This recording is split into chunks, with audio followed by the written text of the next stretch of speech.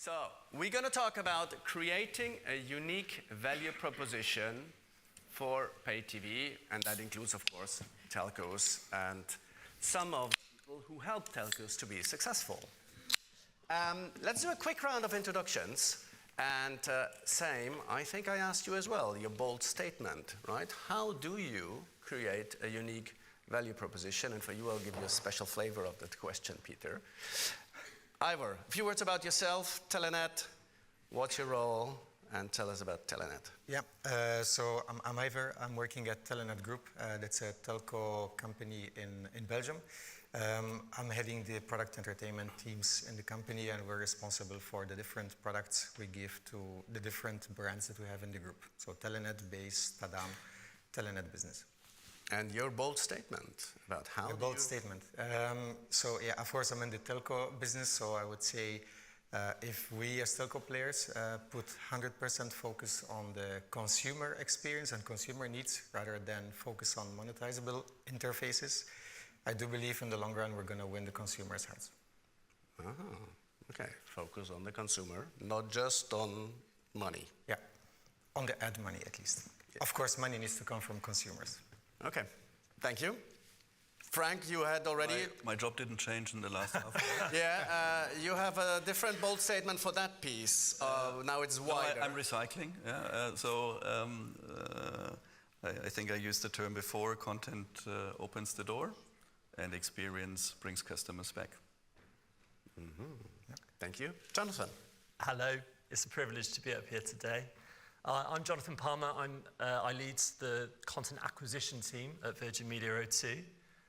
So for anybody less familiar with the UK market, we are one of the largest fixed line companies in the UK, and also one of the largest mobile networks for retail customers. So in my role, I lead content partnerships with a really wide range of local and international broadcasters and media owners. And the bold statement. Yeah. So my bold statement is that amid all of the change that we hear so often about and have heard about today, there remains really strong customer opportunity for the pay TV category and a big opportunity for operators to grow within the category, but local becomes more important than ever before. Okay, local is important. And you're not saying that just because you're local only in the UK. I mean, there's a link, but no, local relevance is absolutely key across categories. Cool. Thank you, Jonathan. Peter. Yep. Peter Docherty. I'm the co-founder and CTO of ThinkAnalytics. We're a software company in personalization, content discovery, and targeted advertising space. We've got 500 million viewers worldwide, and we operate across 40 or 50 countries. And how would you say your bold statement for them to be successful? Yeah, I think it's not all about algorithms. That's my bold statement. It's all about what you do with the data that you have.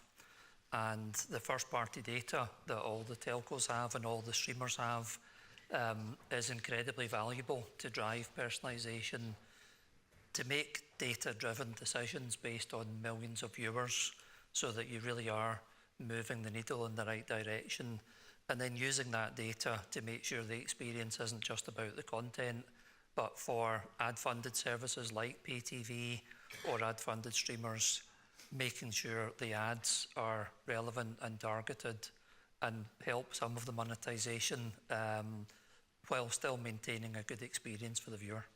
Okay, so data is key in all that to differentiate. Yeah. Because in the end, the question we're going to discuss about is how are you successful? Because frankly, without naming anybody, your friends are in the room, your enemies are in the room as well. So the question we need to answer is how, and the frenemies, of course, as well. And sometimes they change depending on the country or the topic. How do you stay relevant? How do you bring something to the customers that they want to watch you? And Jonathan, maybe I start with you. So what's your take on it? So I think, thank you. I think the approach at VMO2, really the first point is that across the different categories, so whether it's streaming, pay TV, free linear or fast and AVOD. It's about bringing together the essential services, the most widely appealing services, not everything, but curating the services that hold the greatest customer appeal together in a beautiful user interface, user experience. That's the first point. And then I think to build on that, secondly, in terms of packaging and bundling paid content, our approach is to give customers the bedrock of, again, the most widely appealing and almost universally appealing services. So whether it's Netflix that we included in all of our pay TV bundles last year, or adding something like Sky Atlantic, which we announced a couple of weeks ago into our packages from April. So things of that kind of category we'll put into our front-facing bundles, but we're not expecting customers to want every conceivable service as part of the packaging, a part of what they pay for. I don't think many customers can really justify that. Yep. So beyond those core services is around making the add-ons really accessible and creating compelling reasons to subscribe to additional services on top of the core packages. I think it's So make it easy to subscribe and unsubscribe. In some cases, market-leading value is important. Working with the editorial teams at content partners to provide add-on services to make sure that they're not sort of in a cul-de-sac, that they are front and center when they have great content to talk about. But I think it's really that blend of curating the key propositions, both in the UI and the packaging, and then making wider services available in a very easy way. So you have a content head on. I do. Right? If you say content is king. They're outnumbered. If you say content is king, what is queen? Oh, that's a very good question. So I think, to answer that, I don't know why, but maybe there's many queens. yeah, we talk a lot about fast, and for some reason, to that question, I'm thinking a little bit about fast and our experience at the MO2 within fast. So we've had fast channels integrated into our core TV guide for a few years now, actually. I think 2023 was when we launched fast channels within the core TV guide. So they're not kind of hidden away. They've got really high-profile position alongside other general entertainment channels in the TV guide that all of our customers engage with. But we've never had an ambition to go after hundreds and hundreds of channels within that section. I think it's really important not to dilute the overall proposition. So we work really closely with the content partners on a monthly and quarterly basis to look at performance, share data, look at what's resonating with our base. Yep. And there's a few examples where we've actually substituted out channels that just haven't really resonated for VMO2 customers. And we found some really interesting things, and along the way, I think we're now well in excess of 100 million minutes viewed a month. So it's really gathered a head of steam on our platform, but it's based on curating. I think at the moment we have 38 channels in that section, and we try to curate to between 40 and 50. That's our ambition within Fast. Okay, so I don't know why your question about what is Queen led me to think about Fast. Maybe it's curation. Yeah, maybe it's that's what it says. So curation is Queen. curation. Thank you, Jonathan. Ivor, on your side, Telenet. How would you say you're differentiating in your market? How we're differentiating in our market is by actually not playing the technology game with the big tech. Of course, some fundamentals are going to be needed. You do, of course, need to have super good set-top boxes, TV applications, access to scalable technology. That is very important. But we don't try to compete with promising consumers the best cutting-edge technology, because we know the Googles, the Samsungs of this world, the Meta will always win that game. So we focus our competition, or at least our positioning, on relevance. Relevance to what Jonathan said on the local aspect. We are a local player. We are a known brand in the local market. We leverage the trust that we have with our consumers. So we build on that, the relevance that we can bring to our consumers. Because, for example, access to apps, access to content is ubiquitous in every single device that you have in your home.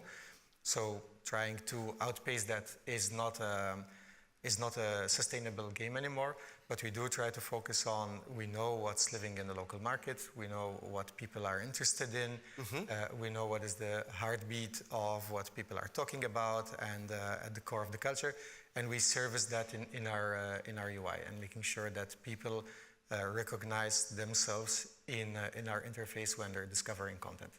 So it's about, Jonathan said aggregation, you say local content, knowing what people want to watch. Do you have data, to Peter's point, that what do people really like to watch and do they enjoy or do they subscribe to you because of specific local content? So not only local content, but I would say local relevance, because let's say... What's the difference? The difference is, okay, Stranger Things, I just now come up with an example, might be great in US, but maybe it's not of relevance in the Flemish market, but maybe Bridgerton is an interesting show for our Flemish consumers. So then we know that that is a relevant show in our market, and we'd rather give that show a local presence rather than blast the big blockbuster titles of Hollywood if they don't resonate locally. So, of course, local content is key, but having that local understanding of what is the global content that resonates with the local consumer, that's what we... Okay, so not blindly follow the charts of US and just blindly copy them, but fine-tune. And to get to that and answering your question, on one hand, we use data that we have, of course, because we have viewing consumption where we know what people are watching. But we also talk to our partners, whether it's the broadcasters, the streamers, actually mostly those two big categories. They guide us into what is working for them, what they would like us to promote, what is working in Belgium.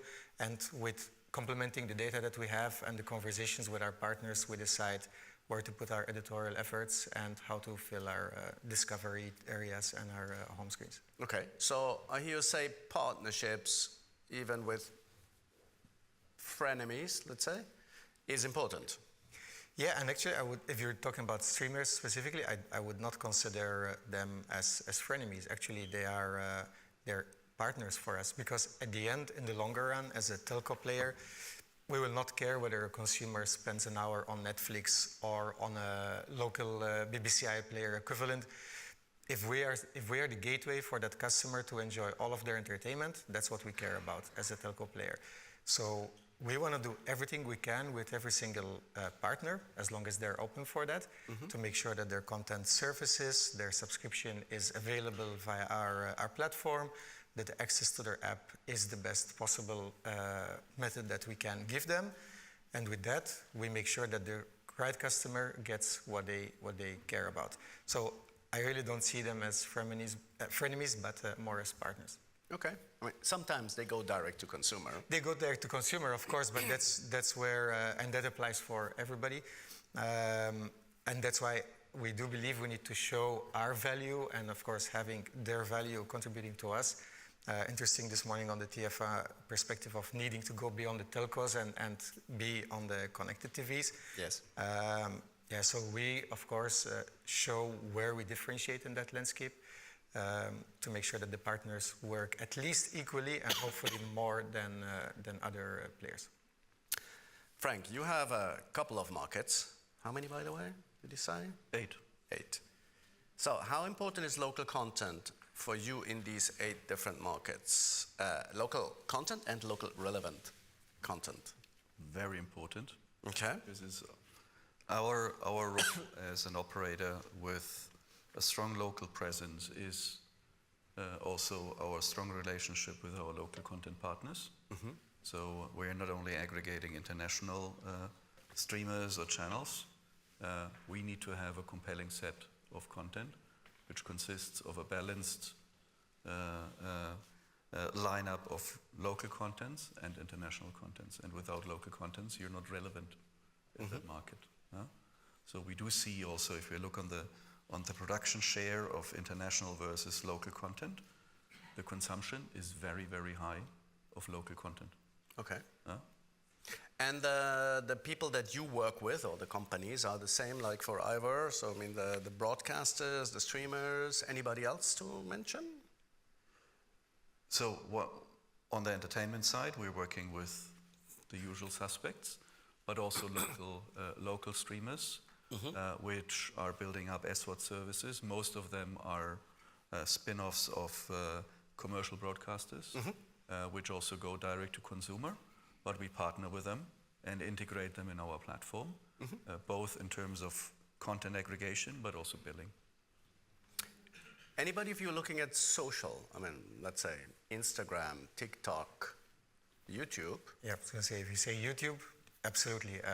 We just announced last month an integration of YouTube Premium on within our marketplace. So YouTube Premium is now available next to Netflix, sports, and all sorts of other streaming services. We've had YouTube content surface in search for a long time. And on top of that, we are now doing a deeper integration with YouTube to surface different content within our UI, whether it's in the home screen, in the discovery area, to also focus on that local relevance. If there are influencers that are big in the local market, we want to be able to service them in different categories. Deep dives of certain shows that we bring rails around that.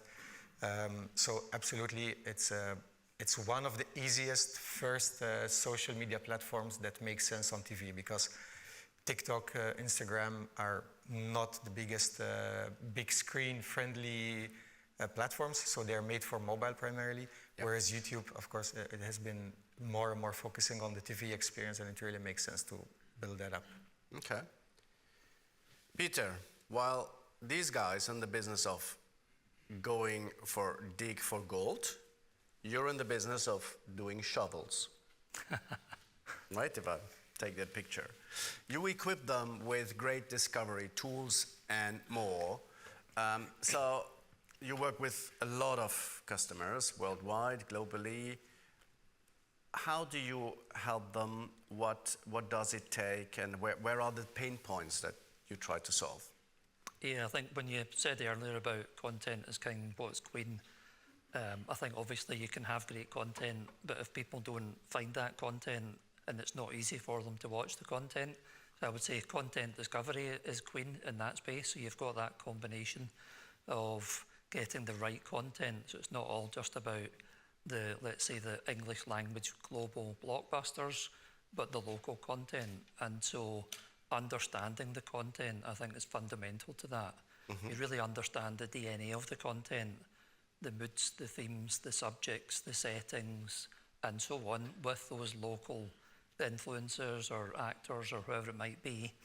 Being able to understand all the content in the catalogue is fundamental. And if you do that, then when people are watching that content, you can really understand why they're watching it. Not just that they've watched a certain title, but what is it about that title? And then, of course, as they watch more and more, you're building up a very unique individual personal profile.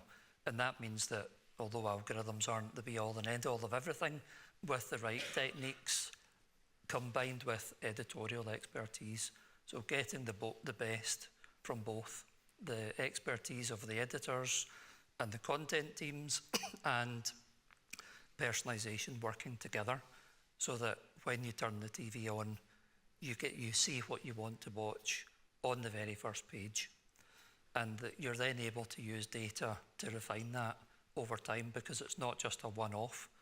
It's about constant learning, using the user profiles, using their behavior, understanding the kind of content that's driving the most viewing, which then can feed into content acquisition. And you're then getting people to come back to the platform more and more often, so they recognize the value for money of their subscription package. And of course, doing that at scale, that's one of the pain points. Being able to handle millions and tens of millions of monthly active viewers. Live sports is always very important content. Everybody switches the TV on at the last minute to watch the live game, and you need to make sure everything is ready for them, that they see their favourite team on the very first screen right at the top, get them watching very quickly. And then in an ad-funded experience, making sure that the ads are not off-putting. They're not at a disconnect with the content, where you can quite easily cause people to switch off or change the channel by having ads that are nothing relevant for them at all or at complete odds with the content that the person's watching. So talking about what we saw from TF1 this morning, TF1, maybe then you need to pay back €1 if the advertising is crap and annoying. Well, that's the thing. I mean, we're in the business to entertain people, and they shouldn't have to work too hard. So constant clicking, spending tens of minutes trying to find content is the last thing anybody wants. Yep. You don't want them to get fed up doing that. People are incredibly good. Everybody in this room is incredibly good at ignoring things, really, really good at it. And so when they're used to seeing the same thing all the time on a certain rail or carousel, they're very good at skipping past that. And so you need to build that trust. You need to show them relevant content for them so that they start to pay attention to those rails and not just have the same titles or the same sports or pay-per-view events that you literally never watch, always promoted, you know, in that first top position. Okay. Taking into account content deals and so on. And that's where it's making it easy for content teams, helping them understand what's in the catalogue, helping them with back office tools to create editorial campaigns based on things that happen in the real world.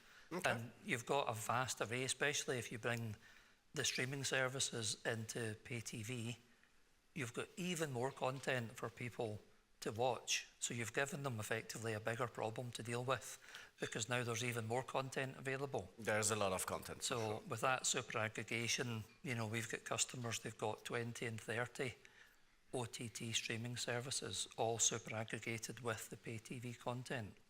So understanding that, understanding it in every language that content might be in, understanding in a multi-language country, you know, whether that's in the markets that Frank and Ivor are in, making sure that if you've got somebody that only ever watches French content, that you don't recommend English or Flemish or Dutch content to them or whatever that might be. All of that is part of it. Good point. I want to hear from you. You can see Peter is passionate about what he does, right? So, how do you know, without AI, you have millions of content pieces, how do you know the moods and the themes? You do that by AI, it's easy for sports, but for fictional content or documentary, how do you do that? Not with AI, that's the easy answer because the AI space is only entering in the last, let's say, year, and we're not even there yet, and we've been in the business for 15, 20 years, so we don't do that with AI. But firstly, because what Peter was explaining, the complexity of multi-language markets like ours, the easy first answer is typically people from a certain region are going to default to one language. So that's already quite straightforward to build our interfaces that are language-based, and then you already solve, let's say, 90% of the needs of consumers because they're either Dutch language or French language consumers. So that's an easy separation.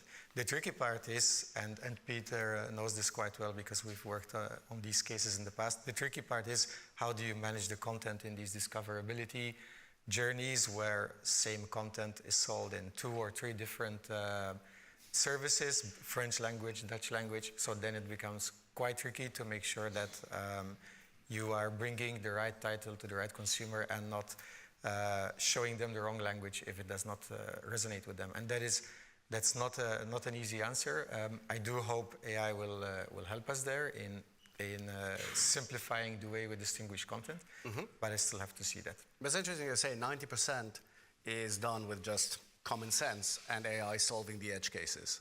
Yeah, more or less. I would hope to see that 10% materialize indeed. Okay. Is that the same for you guys? Similar? I would say so, yeah.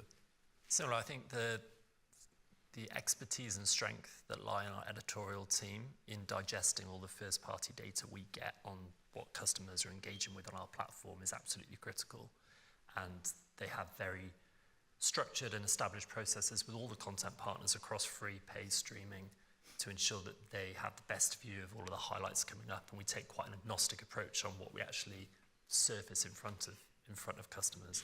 But then in terms of, yeah, I'll leave it there. Yeah, okay. So if I summarize so far, it's about aggregating, getting the right content, relevant content, showing it in a very nice, easy to watch user experience, user interface. So are you really in content business or in convenience business? Or both? We clarified the lines in the last few years on that because up until, let's say, 2020, we were in the business of the pay TV business, so the platform business. We were selling our own video on demand propositions. We were buying a broadcaster and thinking that we're going to fully integrate the broadcaster content as a differentiating tool. The truth lies, because of course you have so much happening in the global landscape, we've sharpened those roles where now, as Telenet, we purely focus on the aggregation business. So the platform, the simplicity to bring content and subscription management to consumers. Okay. We've spun off the video on demand service rather than limiting our, the growth of that platform to our own customer base, but to leverage the whole direct-to-consumer opportunity beyond our customer base and see that as a competitive player against the Netflix and the Disneys of this world. And of course, having a stake in these services allows us to understand where the dynamics going on in the industry. But as a pay TV player, we are now far more sharper on the fact that our role sits in making sure the access is the best that it can be, the discoverability is top-notch, and the management of subscriptions is fully integrated. Yeah. With content owners, that is, from my point of view, it's gone. I agree. I mean, in the end, you need great content that somebody wants to watch, but all the rest is you remove friction as much as possible. Lower barriers. Low barriers. But let's talk about content. You mentioned FAST, Jonathan, earlier. Who else? Are you doing FAST? No. Why not? Really. Maybe because Belgium is a smaller market for the FAST players to bother with. So there is still, I think, a lot of evolutions that need to happen in the advertising landscape.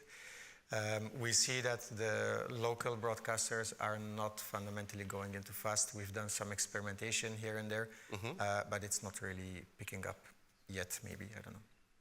For you, it's, you said 48 something channels? Yeah, so between 40 and 50. I think that the experience we've had is we're working with content providers who are sort of FAST native, who've come to Virgin Media O2 for the first time through FAST. Okay.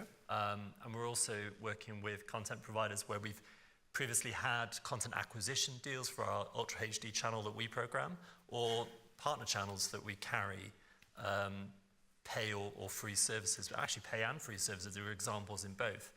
So within that sort of 40 to 50, it really does cover the spectrum of different categories of content partners that we could be working with in FAST. It's been a journey, though. I think going into an established and regulated TV guide, where advertising is cleared and all the channels hold an Ofcom license, has been a learning experience for some of the FAST providers. But we've got there. Okay. Frank, for you? Same for us. So I think we also launched fast channels within the EPG in some of our markets already, and planning to extend there in the coming period of time. So we are in the fast business, and we think if you also look on the development in the coming years, how fast will develop versus traditional advertising-funded commercial TVs, there's a growth trajectory, and also maybe a migration away from commercial broadcasters towards the fast model, where you have niche content going more into the fast direction, which makes, I think, perfect sense, also in terms of flexibility and targeting of advertising. So we do see this as a growth area, okay, or a shift in our content lineup in the coming years. Do you know off the top of your head how many fast channels do you have across all the footprint, roughly? I would say also between 20 and 30, depending on the market. Okay. Do you expect to get very rich with fast channels? No. Very rich. Depends. Just rich. If all the money was coming into my bank account, I'd be pretty happy. I think advertising is we've seen advertising scale up in line with the viewership. So I think our 20-25 minutes were 3 times what they were in 2024 for a similar number of channels, but we've increased viewership by removing friction from the customer journey. When we first launched fast channels in the VMTV guide, we didn't even have metadata in the guide. Nah. We're now moving, quite shortly, we'll be moving to a more seamless method of delivering the channels, which means that there won't be currently there's a bit of a pause when a customer selects a fast channel compared to a traditional linear channel, where we're removing that pause, and we think that'll have a similar benefit in terms of increasing viewership, which then our advertising teams are able to, working with their partners, monetize. So I don't think we're at the levels of the US, but it's certainly great to see some growth in this category. Okay, let's talk about other categories. Yeah? So we have fast channels, but there's we'll hear about microdrama and other formats, local content, YouTube, maybe not TikTok on the big screen. So what other types of content are you exploring? Whoever wants to shoot first. Frank. So what we are exploring in one market right now is to have an AI-driven shortened version of a piece of content, be it news or a football game. So if our customers missed that show or missed that football game, they can go on into our service and watch a shortened version with highlights of this game. So they don't need to watch the entire 90 minutes, but have a shortened version, which is AI generated in our experience. And I think this is an area where we need to adapt our traditional way of working, and having just a recording or let's say a catch-up video, but cutting it in a way without a lot of manual interaction, to have a shorter content snippet, which is giving the highlights to the customers. And the same is with news, for example, as well. So it works well for sports, and news? Yes. We haven't tried it yet for series, but that would be an interesting experiment. Okay, cool. So AI-generated highlight reels. I saw one use case, I think, here in the UK. I won't name it. So you watch a soccer game, you came in late, and you can start watching highlights until you catch up to live. That's also a nice one, just instead of going really short. Okay, AI-generated. Yeah, we're not there yet, but working on a similar trajectory as Frank explained. So using AI to define a small snippet from different programs, and what started out as being a tool for discoverability, we're also in the process of thinking how can it become content in its own merit, and increasing engagement and consumption of different forms of video content, because the original starting point was about discoverability. It's basically seeing it as an extension of the metadata tools that we have. You have visuals, you have text, but you can also have video. But indeed, it's an interesting path towards creating engagement and having short-form content. But it's in the ranks. One of our companies in the same group with us, Sunrise, they've launched this in Switzerland. Yeah. So we're looking at a very similar trajectory. Okay, Jonathan, from your perspective, probably less on the clipping and short-form content on the big screen. I mean, we are very, very focused on big screen, and I think that naturally lends itself to longer form. With the exception of we have a customer channel which is quite high profile in our UI, that we do put promos and occasionally stunt screenings of sort of previews and things on that. But yeah, not so much in terms of clipping sports and other services on our big screen experience. All right, in the end, you'll have to answer the question, is more content getting more engagement, or is it just noise when you try to discover it? Yeah. Peter, do you see other forms of content being explored around the globe beyond what we heard so far? Yeah, I mean, we've got customers that are launching, clips and short form experiences to the viewers, both on the big screen and on the mobile. And of course, going back to the sort of pain points, so it's handling the scale of that, both from understanding the content and also the viewer experience, and being able to support that scale. But even back, I think our sales team need to talk to Ivor and Frank and Jonathan more about AI-powered content understanding, though. Because if you're going to do that at scale, you do have to cover the whole catalogue.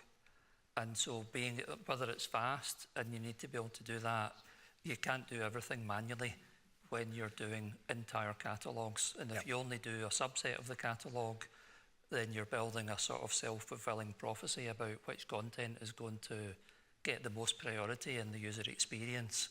So if you want to have that diversity of content of the viewer, then whether it's microdramas or clips or snippets from live sports, you've created an even larger set of content to understand. So being able to do that with AI, but with quality, and that's something that we've worked on for many years. If you'd asked me that question 4 years ago, I would have said, yeah, you need to have people. You can have an automated process that might give you thin coverage across the entire catalogue. And if you want the top quality, then you need people involved. We've kind of turned that on its head now, where you can have the quality and the breadth of coverage, by baking in the human intelligence into an AI process. But I think it is about having the variety. So maybe using short form to engage people, to bring in younger audiences on other platforms. We've done many A/B tests with customers, really showing that the younger audiences are probably less patient, let's say, than older audiences, and you really need to engage them with the right content very quickly. Yeah, so let's talk about the young audiences, because when we say big screen, typically average subscriber age in many telcos is like 50 plus somewhere, or even higher. How do we reach the Gen Z? And I read a quote somewhere on LinkedIn the other day. It said, 2026 is the year when TV finally turned vertical. Who believes in that? Okay, was nobody who was in the room who wrote that? Yeah? There's an interesting aspect, I think, in that sentence. I don't think that TV turns vertical, but what we as an industry need to think about is whether the horizontal content format is the only one which is existing, or we also need to open up for the vertical content format, because actually this is not happening on our platforms today. Yeah, because I think if probably most of us, when we think about TV, we think about landscape, horizontal video, we think about the device in the living room, and not about watching TikTok on a mobile and call that TV. You said you would rather call it entertainment, and maybe Sam, we need to change the name, Connected Entertainment World Summit, maybe, who knows? It's a strong brand. It is, yes, just pulling a leg. If your audience is on a different medium and you want to provide entertainment to them, maybe you need to change things, and maybe there's no one size, or for sure there's no one size fits all. Are you experimenting with vertical content? Our broadcaster group, Let's Play Media, yes, they have become very active in vertical content, in putting their own IP in short reels that they've integrated in their own app. Telenet as the telco part, no, and I think, to be fair, we've lost a little bit that game in the last years, because we did not focus on mobile as much as everybody else did. We focused on the big screen, but indeed, I do feel we are in this realization transition, like we've had the whole bundling subscription a few years back, that now it's time to really see, and AI is going to help there, to see the mobile screen as a way to engage with our customers and reach also younger demographics across the breadth of content, because that remains our core essence, right? There is so much content out there. People want to discover, people want to engage. Every siloed application will only serve you their own content. And we have that opportunity to cut across what's on YouTube, what's on Disney+, what's on the local broadcaster content.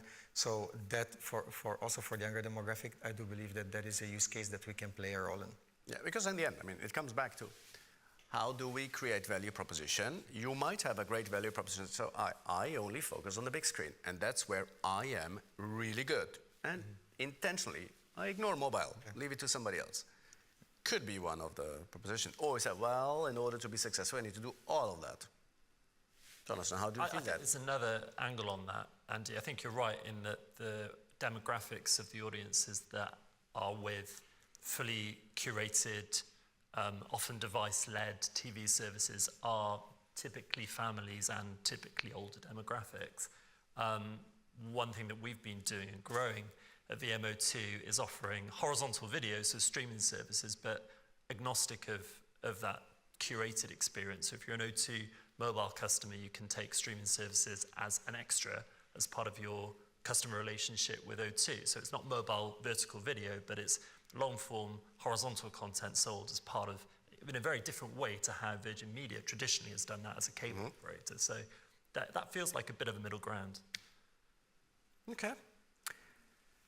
Looking at the 3 minutes we have left, I would like to go around the tables and ask each one of you, so if you pick one thing, what is it that makes you stand out, or makes telcos as a whole stand out? But take your own example.